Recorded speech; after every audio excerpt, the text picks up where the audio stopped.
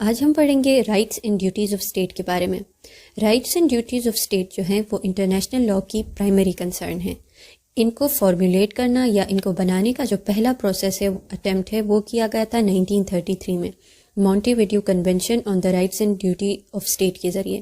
پھر ایک دوسرا اٹیمپٹ کیا گیا اور یہ ایک پراپر جو ہے ایک کمیشن کے تھرو ہوا تھا۔ یونائٹڈ نیشن نے ایک انٹرنیشنل لاء کمیشن بنائی تھی اور انہوں نے draft declaration on rights and duties of state 1949 میں پیش کی تھی۔ تو یہ ڈاکیومنٹس ہیں، ان کے ساتھ کچھ اور بھی ڈاکیومنٹس ملا کے ہمارے پاس جو rights and duties of states ہے وہ اس میں ہمیں ملتی ہیں ان انسٹرومنٹس میں۔ تو اگر ہم سٹارٹ کریں ڈیوٹیز آف اسٹیٹ کے بارے سے، کیونکہ بیسیکلی زیادہ تر یہ کہا جاتا ہے کہ رائٹس تبھی ایک اسٹیٹ کو ملتی ہیں جب ایک اسٹیٹ اپنی ڈیوٹی صحیح طریقے سے پرفارم کرتی ہے، اسی لیے ہم بھی سٹارٹ لیں گے ڈیوٹیز آف اسٹیٹ سے۔ تو ڈیوٹیز آف اسٹیٹ بہت زیادہ ہمارے پاس ہیں، لیکن ہم اسپیسیفکلی یہاں پہ دو جو امپورٹنٹ ڈیوٹیز ہیں ان کو ڈسکس کریں گے۔ تو سب سے پہلا جو ڈیوٹی آف اسٹیٹ ہے وہ ہے ایک تو ڈیوٹی ناٹ ٹو انٹروین اور دوسرا ہے duty of a state to fulfil its obligation in good faith. Duty not to intervene, سب سے پہلے انٹرونشن یا انٹروین کرنا کس کو کہتے ہیں؟ تو انٹرونشن جو ہے یہ انٹرویننگ کا ایک پروسیس ہے، جس کا مطلب کیا ہے کہ taking part in something is to prevent or alter result or course of an event, یعنی کسی ایسے ملک میں یا کسی چیز میں مداخلت کرنا کہ اس کی ریزلٹ کو چینج کیا جائے یا اس میں کوئی اپنی پسند کی کوئی تبدیلی لائی جائے، اس کو ہم انٹرونشن کہتے ہیں۔ انٹرنیشنل لاء کے اندر تین قسم کے انٹرونشن ہیں، انٹرنل انٹرونشن، ایکسٹرنل انٹرونشن اور جو تھرڈ ون ہے وہ ہے پونیٹیو انٹرونشن۔ اب انٹرنل انٹرونشن مطلب ہے یا انٹرنل انٹرونشن کس کو کہتے ہیں کہ اس طرح کی انٹرونشن یا اس طرح کی انٹرفیرنس جب ایک اسٹیٹ دوسرے اسٹیٹ کے انٹرنل افیئرس میں انٹروین کرے، یعنی ایک اسٹیٹ اے ہے اور ایک اسٹیٹ بی ہے، اب اسٹیٹ اے جو ہے اسٹیٹ بی کے انٹرنل افیئرس میں کوئی انٹرونشن کرے یا کوئی مداخلت اگر کرے تو اس کو ہم کہتے ہیں انٹرنل انٹرونشن۔ اسی طریقے سے جو ایکسٹرنل انٹرونشن ہے وہ کب رائز ہوتی ہے؟ وہ دو اسٹیٹس کے درمیان رائز ہوتی ہے اور ایکسٹرنل افیئرس کے بیچ جو ہے، اگر ایکسٹرنل افیئرس میں کوئی انٹرونشن کی جائے تب رائز ہوگی۔ اور جو پونیٹیو انٹرونشن ہے وہ کب ہوگی؟ تو وہ اس وقت ہوگی جب ایک اسٹیٹ ایک انٹرنیشنل لاء پرنسپل کی وائلیشن کرے گی، تو اس وائلیشن کے تحت یا اس وائلیشن کو سامنے رکھتے ہوئے اس کے نیشنل بارڈرز کے اندر یا اس کے ملک کے اندر ایک انٹرونشن، ملٹری انٹرونشن اگر کی جائے تو اس کو پونیٹیو انٹرونشن کہیں گے۔ اب اگر ہم ان انٹرونشن، ان 3 ٹائپس آف انٹرونشن کو اگر ہم ایگزامپلس کے تھرو پڑھیں تو یہ زیادہ آسان اور زیادہ سمجھ آئے گی۔ جو انٹرنل انٹرونشن ہے اس میں ہم 2 ایگزامپلس پڑھیں گے، سری لنکن سول وار کا اور سپریشن آف بنگال کا۔ سری لنکن سول وار جو ہے یہ سری لنکن گورنمنٹ اور جو LTTE یعنی liberation tigers of Tamil Ilam ان کے درمیان ہوئی تھی، اور یہ جو ہے یہ سول وار سٹارٹ ہوتی ہے یا اس کی اوریجن ہمیں ملتی ہے جب برٹش جو ہے وہ جب سری لنکا کو کولونائز کرتے ہیں تو اس وقت سری لنکا میں 2 قسم کے لوگ ہوتے ہیں، ایک سنہلیز لوگ ہوتے ہیں جو میجورٹی میں ہوتے ہیں اور دوسرے تامل لوگ جو کہ مائنورٹی میں ہوتے ہیں۔ اب جو برٹن گورنمنٹ ہے تو وہ زیادہ فیور کرتی ہے تامل کے لوگوں کو، تامل جو ایتھنک گروپ ہے ان کو زیادہ فیور کرتی ہے ان کمپیریزن ٹو جو سنہلیز گورنمنٹ ہے یا سنہلیز جو گروپ ہیں ان سے زیادہ۔ اب جو ہے وہ ان کو زیادہ جابس اپرچونٹی بھی دے دیتی ہے اور ان کو بہت زیادہ فیور کرتی ہے۔ ایک ریزن یہ بھی کہا جاتا ہے کہ جو تامل کے لوگ ہیں وہ بہت زیادہ، تامل کے جو ایتھنک گروپ ہیں وہ بہت زیادہ قابل اور انٹیلیجنٹ ہوتے ہیں، اسی وجہ سے برٹن جو ہے ان کو زیادہ فیور کرتی تھی۔ اور انفیکٹ اس زمانے میں برٹن نے بہت زیادہ تامل کے لوگوں کو انڈیا سے، جو انڈیا کے تامل ناڈو ایک علاقہ ہے ادھر سے بھی لوگوں کو مائیگریٹ کروا کے سری لنکا میں ان کو بسایا تھا۔ لیکن جب برٹن گورنمنٹ ختم ہو جاتی ہے اور جب ڈی کولونائزیشن سٹارٹ ہو جاتی ہے تو جو سنہلیز گورنمنٹ تھی جو میجورٹی میں سری لنکا میں ہوا کرتی تھی وہ اب پاور میں آ جاتی ہے، اور جب وہ پاور میں آ جاتی ہے تو وہ جو تامل کے لوگ ہیں ان سے ایک فیئر ان کو ہوتا ہے، جس کی وجہ سے وہ ان کو بہت زیادہ اوپریس کر دیتے ہیں، اور جو سنہلیز کلچر ہے، ریلیجن ہے، اس کو زیادہ پروموٹ کر دیتی ہے، جس کی وجہ سے ایتھنک کرائسس آ جاتی ہے اور جو ایک سول وار سٹارٹ ہو جاتی ہے، کیونکہ جو تامل کے لوگ ہیں وہ اب اپنے لیے ایک سیپریٹ ہوم لینڈ کا ڈیمانڈ کر دیتے ہیں،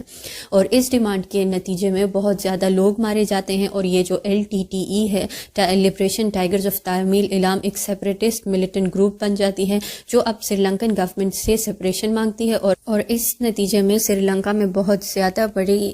ہیوج لیول پہ سول وار سٹارٹ ہو جاتی ہے، سوسائڈ بامبنگ ہوتی ہے اور گوریلا وارفیئر بھی سٹارٹ ہو جاتی ہے۔ اور اسی بیچ میں ہم دیکھتے ہیں کہ انڈیا بھی جو ہے کائنڈ آف اس وار میں پارٹیسپیٹ کر دیتی ہیں تھرو کیونکہ انڈیا جو ہے وہ انڈین پیس کیپنگ فورس بھیجتی ہے. کہا جاتا ہے کہ انڈیا کا اس وار میں پارٹیسپیٹ کرنا اسی لیے تھا کیونکہ ان کو لگ رہا تھا کہ اگر یہاں پہ جو یہ تامل لوگ ہیں وہ سکسیزفل ہوئے سری لنکا میں تو بہت ممکن تھا کہ جو تامل ناڈو انڈیا کا علاقہ ہے وہ لوگ بھی اسی اس سے وہ کوئی انسپریشن حاصل کرے اور وہ بھی اسی طریقے سے ایک سیپریٹسٹ گروپ سٹارٹ کر کے انڈین گورنمنٹ کے خلاف کھڑے ہو جائیں. تو یہ ایک ریزن تھا کہ انڈیا نے انٹروین کیا انٹرنل افیئرس میں ایک ملک کے. تو یہ کائنڈ آف انٹرنل انٹرونشن ہم اس کو کہہ سکتے ہیں. اور یہی وجہ تھی کہ جو انٹرنیشنل کمیونٹی ہے انہوں نے بھی سری لنکن وار میں انٹروین نہیں کیا تھا کیونکہ ہم نے ابھی پڑھا کہ یہ ڈیوٹی آف اسٹیٹ ہے کہ وہ انٹروین نہیں کرے گی, duty not to intervene even in the internal affairs of another state. لیکن پھر اس کے کچھ ایکسیپشن ہے, لیکن فی الحال کے لیے ہم یہ کور دے سکتے ہیں کہ جو انٹرنیشنل کمیونٹی جو سری لنکا میں جتنے بھی اٹراسٹیز ہو رہے تھے ان پہ ریئیکشن اس لیے نہیں دے رہا تھا, انٹروین اس لیے نہیں کر رہا تھا کیونکہ انٹرنیشنل لا کے اندر وہ ایک ڈیوٹی باؤنڈ ہے کہ اور وہ ڈیوٹی کیا ہے, وہ ہے ڈیوٹی ناٹ ٹو انٹروین. اب جو نیکسٹ ایگزامپل ہے تو وہ بھی سیم اسی طریقے سے ہم اس کو لے سکتے ہیں کہ بنگلہ دیش جو ہے وہ کائنڈ آف پاکستان کا انٹرنل افیئر تھا جس میں انڈیا نے انٹروین کیا, تو یہ ایک انٹرنل انٹرونشن کی ایگزامپل کے اندر آ سکتا ہے. اور اسی طریقے سے اگر ہم ایکسٹرنل انٹرونشن کی ایگزامپل کو دیکھیں تو ایکسٹرنل انٹرونشن کیا تھا کہ ایک اسٹیٹ دوسرے اسٹیٹ کے خلاف اس کے ایکسٹرنل افیئرس میں اگر انٹروین کرے گی تو اس کی ایگزامپل میں ہم جو ہے وہ لے سکتے ہیں یو ایس اے کا ورلڈ وار 1 کی میں پارٹیسپیٹ کرنا اور پھر بعد میں ورلڈ وار 2 میں پرل ہاربر کے بعد یو ایس اے کا ورلڈ وار 2 میں حصہ لینا. تو یہ دو ایگزامپل اس میں سیٹل ہو سکتے ہیں. تو کس طرح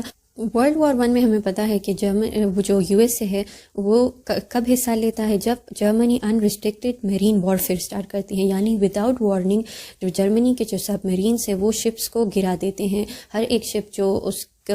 وار زون کی وہ ایک وار زون ڈکلیئر کر دیتی ہے اور اس وار زون میں جو بھی شپ انٹر ہو جاتا تھا تو جرمنی کے جو سب میرینس ہیں وہ ان کو سنک کر دیتے تھے. اور ایون جو امریکہ کے نیوٹرل شپس ہیں ان کو بھی ٹارگٹ بنایا جاتا ہے جرمنی کے تھرو. اور ایک انسیڈنٹ بھی ہوتا ہے جس میں 128 US جو ہیں وہ ٹارگٹ ہو جاتی ہیں, جس کی وجہ سے امریکنز کی جو پبلک اوپینین ہے وہ اس بات سے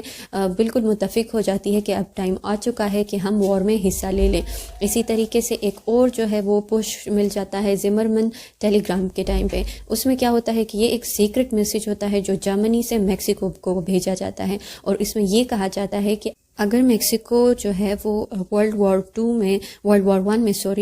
جرمنی کا ساتھ دے گا تو اس کے بدلے میں وہ اس کو اس کی جو لاس ٹیریٹری جن پر امریکہ نے قبضہ کیا تھا وہ اس کو واپس دے گا. ٹیکساس ہو گیا, نیو میکسیکو ہو گیا اور اریزونا وغیرہ, تو اس کو واپس کرے گا. جب یہ ٹیلی گرام انٹرسیپٹ کیا جاتا ہے برٹشر کے تھرو وہ یہ ڈائریکٹ پاس آن کر دیتے ہیں امریکنز کو, اور جب یہ امریکنز کو پتہ چل جاتی ہے کہ یہ پلان ہیچ ہو رہا ہے تو اس وجہ سے جو یو ایس اے ہے وہ باقاعدہ طور پر جو یو ایس سینٹ ہے وہاں پہ ووڈرو ولسن کے ذریعے اعلان کیا جاتا ہے ڈکلیریشن کہ ہم بھی وار میں اب پارٹیسپیٹ کر رہے ہیں. تو یہ پارٹیسپیشن جو ملک کی پارٹیسپیشن ہے اور ان پارٹیسپیشن کو ہم ایکسٹرنل انٹرونشن کے زمرے میں لا سکتے ہیں. نیکسٹ جو ہمارے پاس ہے وہ ایگزامپل آتی ہے پونیٹیو انٹرونشن کی. تو پونیٹیو انٹرونشن میں جو ہے ایک لوکر بائی بامبنگ کی ایگزامپل ہم لے سکتے ہیں. دوسرا ایگزامپل ہم سیج آف گلف آف سدرا کو لے سکتے ہیں. تو یہ کیا تھی, تو لوکر بائی بامب ایک ٹیررسٹ اٹیک تھا اور یہ ٹیررسٹ اٹیک ایک جہاز میں ہوئی تھی جو لندن سے نیو یارک جا رہی تھی اور اسکاٹ لینڈ کے اوپر جب وہ پہنچی تو بام ایکسپلوژن ہوئی اور اس جہاز کے اندر 259 لوگ مارے گئے اور جو گراؤنڈ پہ لوگ تھے 11 کے قریب جو گراؤنڈ پہ لوگ تھے وہ بھی مارے گئے اس کریش کی وجہ سے. اب ایک جوائنٹ انویسٹیگیشن ٹیم بلائی گئی جس میں اسکاٹش پولیس اور FBI ایجنٹ بھی تھے, اور انہوں نے کہا کہ 2 لیبینز نیشنل جو ہے وہ اس پورے ٹیررسٹ اٹیک کے پیچھے ہیں. اب انہوں نے کہا کہ انہوں نے بومب جو ہے وہ ایک سوٹ کیس میں بند کر کے کنیکٹنگ فلائٹ کے ذریعے اس میں ٹرانسفر کیا گیا تھا. تو کائنڈ آف یہ پروف ہو جاتا ہے کہ اس جو بامبنگ اٹیک ہے اس کے پیچھے لیبیا کا ہاتھ ہے. تو اب ایک بہت زیادہ جو انٹرنیشنل پریشر ہے اسکاٹ لینڈ کی طرف سے بھی, لندن کی طرف سے بھی اور نیو یارک کی طرف سے بھی لیبیا پہ ہوتا ہے کہ جو نیشنلز ہیں ان کو واپس کیا جائے اور ان کو تاکہ ان کو سزا دی جائے اکارڈنگ ٹو دا لا. اب جو ہے اگر اس ایگزامپل میں اگر جو یونائٹڈ کنگڈم ہے یا جو امریکہ ہے اگر اس نے لیبیا کے خلاف کوئی ملٹری انٹرونشن کی ہوتی اس ایکٹ کے بعد تو اس کو ہم پونیٹیو انٹرونشن کہتے، کیونکہ ایک ملک کی طرف سے جب دوسرے ملک کے سوورینٹی کو یا ایک ملک کے اندر ایک ٹیررسٹ ایکٹیویٹی پرفارم کی جائے تو وہ انٹرنیشنل لا کی وائلیشن ہوتی ہے. اور اگر یہ سچویشن ہوئی نہیں تھی لیکن اگر ہوتی تو اگر جو یو ایس اے ہے یا یو کے ہے وہ جو ہے ملٹری انٹرونشن کر دیتی اس انسیڈنٹ کے بعد تو اس کو ہم پونیٹیو انٹرونشن کہتے ہیں. اسی طرح اگر ہم سیج آف گلف آف سدرا کا ایگزامپل لے لیں تو یہ جو ہے یہ ایک سنگل ایونٹ نہیں تھا بلکہ ایک سیریز آف کنفرنٹیشن تھی between U S A and Libya. یعنی یہ جو ہے بیسیکلی گلف آف سدرا جو میڈیٹرینین سی میں واقع ہے تو اس پہ ڈسپیوٹ تھا، اس پہ واٹر ڈسپیوٹ تھا، جس کے نتیجے میں جو لیبیا ہے وہ اور امریکہ اس پہ ایک دوسرے سے لڑ رہے تھے. لیبیا کا یہ کلیم تھا کہ جو انٹائر گلف ہے جو انٹائر جگہ ہے water of golf of Sidra جو ہے یہ اس کی ٹیریٹری کا حصہ ہے ٹل دا فشنگ زون، جبکہ جو امریکہ ہے وہ یہ اس کلیم کو چیلنج کرتا تھا. اور اکارڈنگ ٹو امریکنس یہ جو ایریا ہے یہ انٹرنیشنل واٹر کے زمرے میں آتا ہے اور امریکہ کو پورا حق ہے کہ وہ اس میں جو ہے اپنی آپریشنز پرفارم کر سکے. اب جو ہے اس پہ ان کی بہت ساری زیادہ جو ہے ڈسپیوٹ ارائز ہوئی اور ان کی بہت زیادہ جنگ بھی ہوئی. فرسٹ گلف آف سدرا 1981 میں ہوئی، پھر 1987 میں ایک اور جنگ ان کے بیچ میں ہوئی، پھر 1989 میں ایک اور جنگ ہوئی. اور اس میں بیسیکلی جو ہے یہ جنگ امریکہ کا کلیم یہ تھا کہ ہم اسی لیے انٹروین کر رہے ہیں لیبیا کے ٹیریٹری یا لیبیا کے اوپر، ہم اسی لیے اس کے نیشنل بارڈرز میں انٹر ہو رہے ہیں کیونکہ وہ جو ہے وہ ٹیررسٹ ایکٹیویٹیز پرفارم کر رہا ہے اور اپنی نیبرز کو بھی جس کی وجہ سے اس کے نیبرز جو ہیں وہ ڈی اسٹیبلائز ہو رہے ہیں. یعنی جو لیبیا ہے اس کے ٹیررسٹ ایکٹیویٹیز کی وجہ سے جو ریجن ہے وہ پورا متاثر ہو رہا ہے، اسی لیے امریکہ انٹروین کر رہا ہے. تو ایسے انٹرونشن کو ہم نے کہا تھا کہ وہ کیا ہوگی، وہ پونیٹیو انٹرونشن کے زمرے میں آئیں گی. اب جو نیکسٹ ڈیوٹی آف اسٹیٹ ہے وہ ہے duty of state to fulfil its obligation in good faith. تو اب اس کا کیا مطلب ہے، تو اس کے ایگزامپل ہم ایڈولف آئکمن کا ایگزامپل لے سکتے ہیں اور جو seizure of Grand Mosque of Kaaba ہوا تھا وہ اس کے ایگزامپل میں آ سکتی ہے. اور افغانستان میں جب رشیا کا انٹرونشن یا رشیا نے اس کو بلایا گیا تھا افغانستان میں تو وہ ایگزامپل ہم لے سکتے ہیں. تو سب سے پہلے ایڈولف آئکمن کے کیس کو میں کسی اور ویڈیو میں ڈیٹیل میں ایکسپلین کروں گی. جنرلی آپ یہی اس میں کیا ہوا تھا کہ جو ایڈولف آئکمن ہے یہ ایک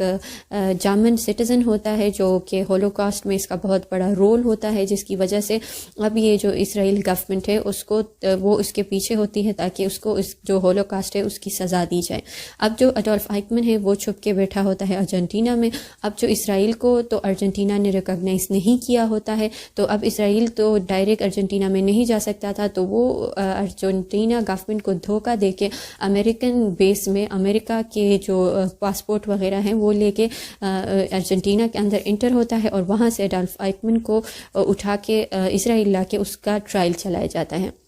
تو اس میں کیا ہوتا ہے کہ دو جو ہے اس نے وہ ایک کرمنل کو پکڑنے کے لیے گئے تھے لیکن انہوں نے اپنی ڈیوٹی گڈ فیتھ میں پرفارم نہیں کی تھی، تو اس کو ہم کہہ سکتے ہیں کہ انہوں نے انٹرنیشنل لا کی وائلیشن کی. اسی طریقے سے جو اسپائی ایجنٹس پرفارم کرتے ہیں کہ ایک ملک کا جو اسپائی ایجنٹ ہے وہ دوسرے ملک میں کوئی آپریشن پرفارم کرتا ہے یا ایک ملک دوسرے ملک کے وہاں پہ پرفارم کرتا ہے، تو یہ انٹرنیشنل لا کے اندر تو بین ہے اگر آپ کسی گڈ فیتھ میں اس کو ایکسرسائز نہیں کریں گے.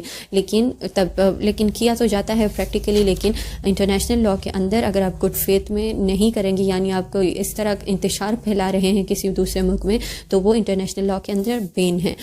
تو یہ تھی ہمارے پاس ڈیوٹیز آف اسٹیٹ کے بارے میں. اور بھی بہت سارے ڈیوٹیز آف اسٹیٹ ہیں تو اس کو ہم یہاں پہ ڈسکس نہیں کریں گے کیونکہ یہ ویڈیو کافی لمبا ہو جائے گا. پھر ہم نیکسٹ ویڈیو میں ڈسکس کریں گے ایکسیپشنز کے بارے میں کہ کن کن وقت جو ہے انٹرونشن الاؤ ہوگا، اور پھر جو رائٹس آف اسٹیٹ ہیں کہ اگر اسٹیٹ اپنی ڈیوٹی پرفارم کرے گا تو اس کو کیا کیا رائٹس ملیں گے وہ ہم نیکسٹ ویڈیو میں ڈسکس کریں گے.